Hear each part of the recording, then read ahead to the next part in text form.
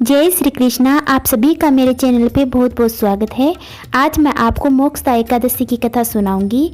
इससे पहले प्लीज़ आप मेरे चैनल को सब्सक्राइब, शेयर, लाइक, कमेंट करना। तो आइए सुनिए कथा। मार्गशीर्ष मास के शुक्ल पक्ष की इस एकादशी के व्रत को विशेष रूप से मोक्ष प्रदायक माना गया है। महाभारत के युद्ध में भगवान कृष्ण ने अर्जुन को गीता का उपदेश इसी तिथि को दिया था। यही कारण है कि मोक्षदा एकादशी को गीता जयंती भी मनाई जाती है। आज ही के दिन भगवान कृष्ण के दामोदर रूप की पूजा भी की जाती है। इस व्रत का विधान भी उत्पन्ना एकादशी के समान ही है। उत्पन्ना एकादशी का संपूर्ण वृत्तांत सुनने के पश्चात धर्मराज युधिष्ठिर ने भगवान कृष्ण से कहा, हे मधुसूदन, आप तीनों लोकों के स्वामी हैं, सबको सुख देने वाले हैं और जगत के पिता भी हैं। मैं आपको नमस्कार करता हूँ। हे देव, आप सबके हितैषी हैं, इसलिए मेरे संशय को दूर कीजिए कि मार्गशीर्ष शुक्ला एकादशी का क्या नाम है, उस दिन कौन से देवता की पूजा की जाती है और इसकी विधि क्या है। भगवान, आप मेरे प्रश्नों को विस्तार पूर्वक उत्तर देने की कृपा कीजिए। तो भगवान कृष्ण ने उत्तर दिया, हे धर्मराज, तुमने बड़ा ही उत्तम प्रश्न पूछा है। इससे आपका यश संसार में फैलेगा, सो आप ध्यानपूर्वक सुनिए। मार्गशीर्ष शुक्ला एकादशी अनेक पापों को नष्ट करने वाली है। इसका नाम मोक्षदा एकादशी है। इस दिन दामोदर भगवान की पूजा की जाती है। धूप, दीप, निवेद आदि से भक्तिपूर्वक पूजा करनी चाहिए। अब मैं एक अति प्राचीन कथा सुनाता हूँ कि किस प्रकार इस एकादशी का व्रत करने से नरक गए हुए माता पिता पुत्रादि को स्वर्ग की प्राप्ति होती है। तो सुनो कथा। गोकुल नामक नगर में बेख्यांस नाम का एक राजा राज्य करता था। उसके राज्य में चारों वेदों के ज्ञाता ब्राह्मण भी रहते थे। वह राजा अपनी प्रजा का पुत्रवत पालन करता था। एक समय राजा ने सपने में देखा कि उसका पिता नरक में पड़ा है। सपना देखकर राजा को बड़ा ही दुख और आश्चर्य हुआ और प्रातःकाल होते ही विद्वान ब्राह्मण से अपने सपने की सारी बातें कहीं।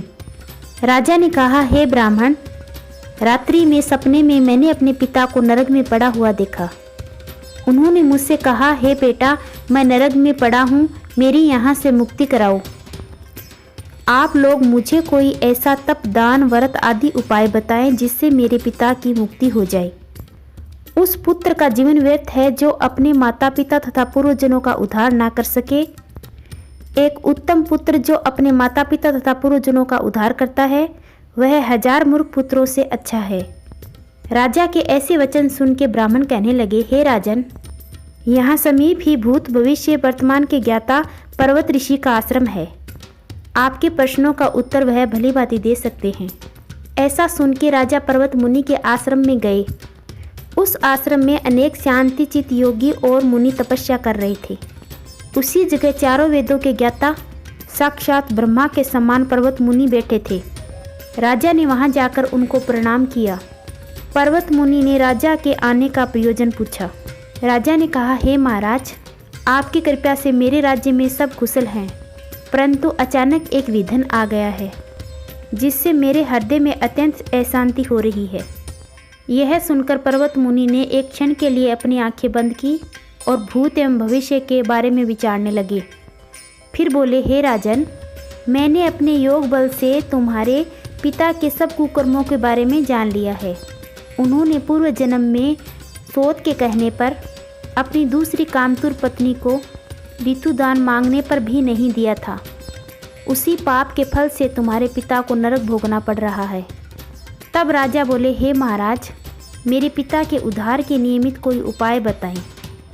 पर्वत मुनि बोले, हे राजन, मार्गशीर्ष शुक्ला एकादशी को उपास करके उसके पुण्य को अपने पिता को संकल्प कर देना। उस एकादशी के पुण्य के प्रभाव से अवश्य ही आपके पिता की मुक्ति होगी।